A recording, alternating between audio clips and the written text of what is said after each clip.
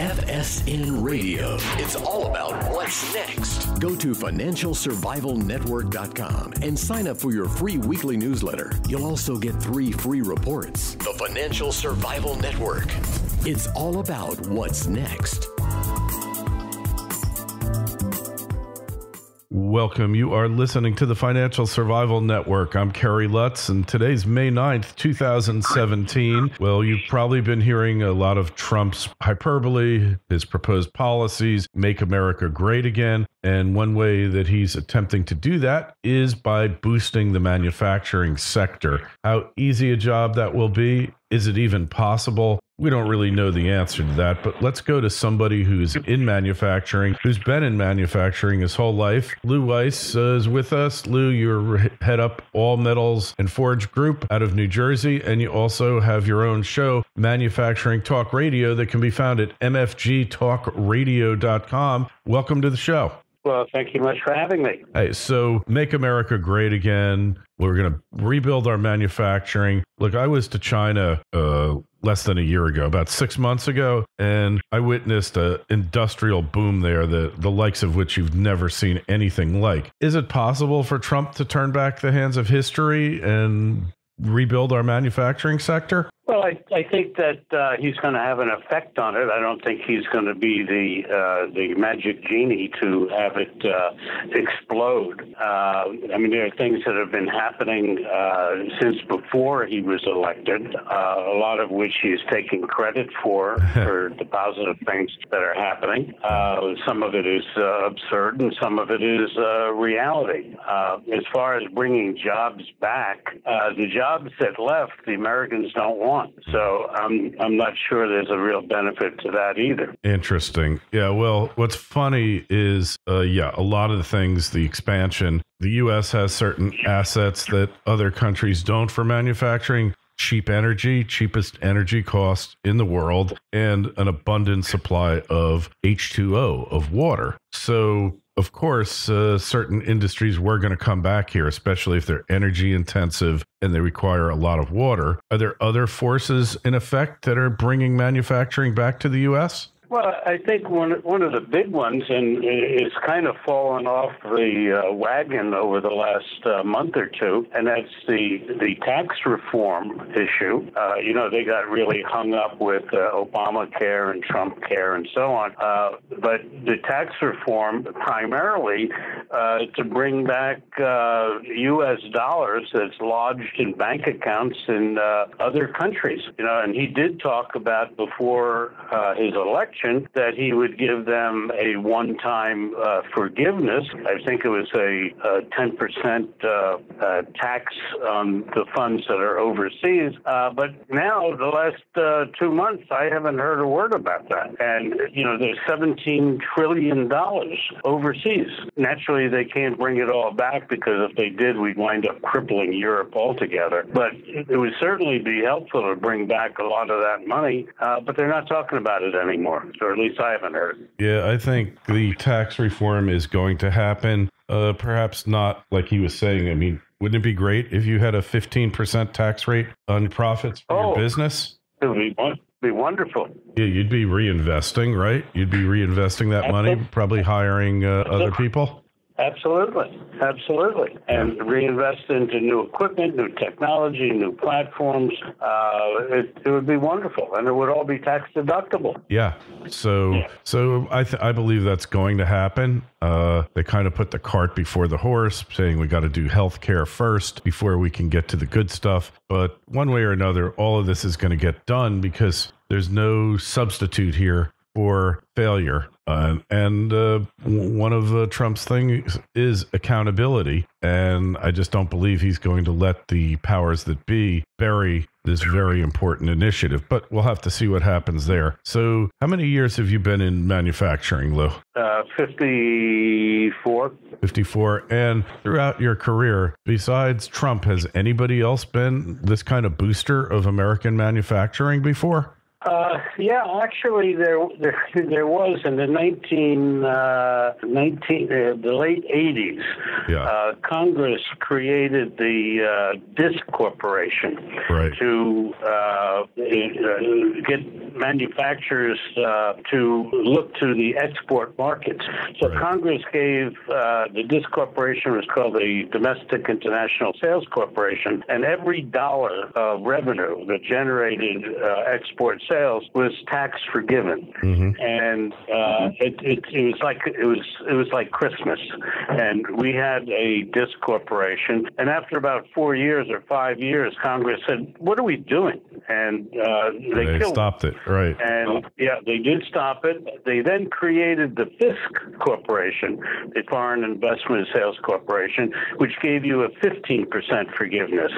But they never really promoted it well, and they still have FISC corporations around. But certainly a 15% versus 100% forgiveness wasn't a big enough incentive. Yeah. So perhaps, I remember even though it seems as though that export sales as of the last 4 or 5 months have actually increased for the United States. Interesting. So that's a good thing. Yeah. So that was one policy that Congress undertook and the president to promote American manufacturing overseas. And in all likelihood, it was really just there for the big corporations, and the little ones got to profit alongside. So as far as someone who's willing to take on the EPA, reduce their overreach, rein them in, all of these other bureaucracies that are anti-business that really injure America's ability to compete, I mean, he's actually walking the walk on these things now. Yeah, he is. And I think he's walking the walk a little too far onto the far side. I think that we do have to be aware and cognizant of the fact that we've got to be concerned about our environment. So there really needs to be a compromise in the strength of some of these regulations. But the EPA certainly has gone way, way over the edge. And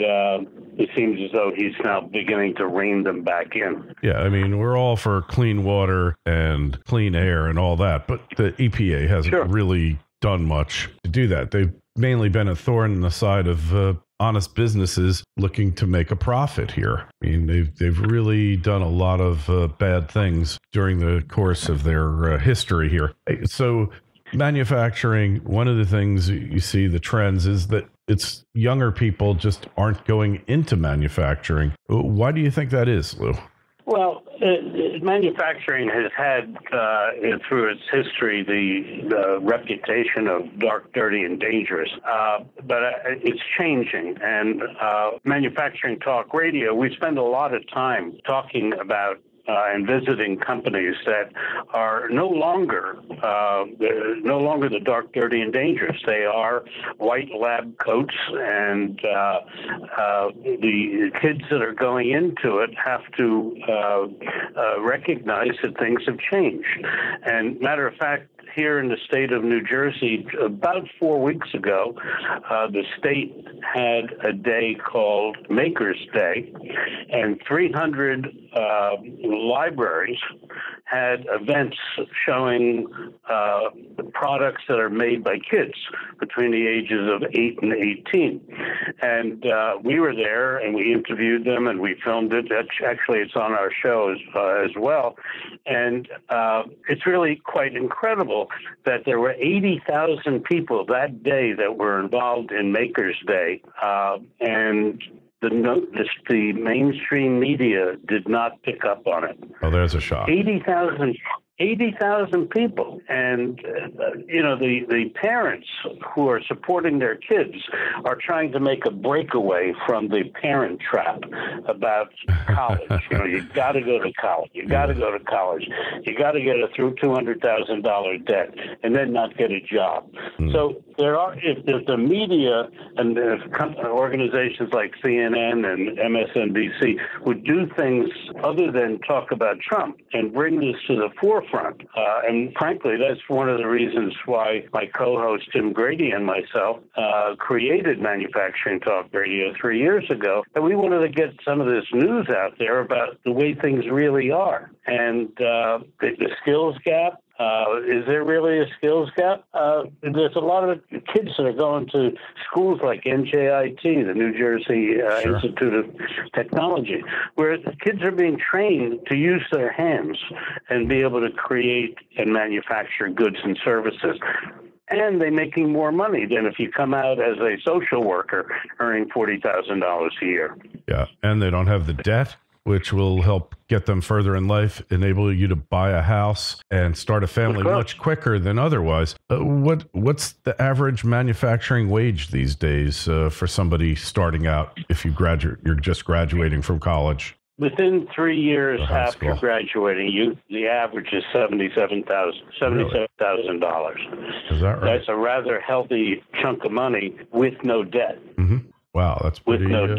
Yeah. So, matter of fact, on you're familiar with New Jersey, on Route 80, going through Paterson, which was a significant manufacturing center many decades ago. The original. They have these. Original manufacturing center, not just of New Jersey, but of the United States in the time of Andrew Hamilton. So that is correct. And matter of fact, I know you haven't been here for years. The waterfall is still there that powers the electric plant is still in downtown Paterson. Mm-hmm. So they're still using it to generate electricity, and that's from 150 years ago. Mm-hmm. But on Route 80, they have these new poster boards, and they're electronic, and there are two signs that keep popping up about becoming a welder. Learn to become a welder. 9 months you can become a welder, earn $70,000. The other one is a plumber. You want to become a plumber. Have you ever seen a plumber go out of business? I mean, it doesn't happen. So there are sometimes better ways to accomplish your financial goals and your career choices. Yeah, and these are what are traditionally blue-collar jobs that always paid a higher than above average, much higher than above average wage, and they're still available there, and yet you're not taking advantage of it. So I guess, like you said, it's manufacturing's legacy of dark, dangerous, and dirty. And that just nothing could be further from the truth. So as far as you having been in manufacturing for so long, what are you seeing now that's different than when you got into it? Well, obviously, technology has changed. Old equipment, old manufacturing equipment has been now replaced with iPads that run machinery. Yeah. You don't see the greasy floor and steel turnings on the floor. And unions have helped in some regard with that. But there's been tremendous changes, and I think it's only really the beginning, because of robotics, because of drones, because of 3D printing. There's a new 3D printer that can produce a 40,000-pound piece of steel. In Norway, they built a bridge on location using a 3D printer to cross over a fairly narrow stream. So there's a lot going on. And, just like the buggy whip manufacturer, when the cars came out, he lost his business, and all the people were saying, oh, what am I going to do? What am I going to do? I lost my job. I can't make buggy whips. Well, what they did was they went to work for the auto manufacturers at the time. So it's an evolutionary process, and I think that the public, per se, is panicked that they're going to lose their jobs. What are we going to do? Well, maybe you need to be retrained. Well, Lou, but people are going to be losing jobs in areas you never thought possible. Once self-driving vehicles are prevalent, it's millions of people who will no longer be able to drive for a living. Potentially. Might be 10, 20 years before this happens, but the handwriting is on the wall. Absolutely. So, but there's no stopping it. Yeah, and then white-collar jobs, too, like mortgage processor, like stock analyst. It's tens of millions of jobs we're talking about through automation here. Is it just going to bring down costs enough so that you won't have to work as much? What's going to happen with it? Well, I don't think you're going to see a 3-day work week. I've been working 6 days for the last 30 years, and I own the company. Yeah. So, and I do have other people that work 6-day weeks as well. I don't think that you're not going to see these major changes happen quickly. It's going to take 20, 30 years, and it's going to be an evolutionary process. And who knows what new technologies and new forms of manufacturing are going to occur. I don't think anyone has those answers. Yeah, I think you're right. And I think we'll leave it at that. So if you want to find out more about what Lew's doing, go over to the website, mfgtalkradio.com, mfgtalkradio.com. And any questions, comments on this interview, any others, send me an email, kl@kerrylutz.com. The Twitter feed's @KerryLutz, and the Facebook page is Financial Survival Network. Lew, thank you so much for coming on, talking with us. Great conversation. Hey, thank you. Well, it's great to talk with you, and it's great to hear about strides that are being made in manufacturing, and also the fact that the employment opportunities are out there for the taking. You just have to go send in your resume effectively, have an open mind, and learn new skills, which really is what life is all about. So Lew, thanks so much for coming on. Great talking to you. And if you have a chance, go take a look at Lew's site, mfgtalkradio.com. There's also a podcast that's done weekly there. Fascinating stuff. And you'll see that you don't have to wait for Trump to start making America great again. We can do it on our own. Lew, we'll talk to you soon. Thanks, Gary. Appreciate the interview. FSN Radio. It's all about what's next. Go to financialsurvivalnetwork.com and sign up for your free weekly newsletter. You'll also get 3 free reports. The Financial Survival Network. It's all about what's next.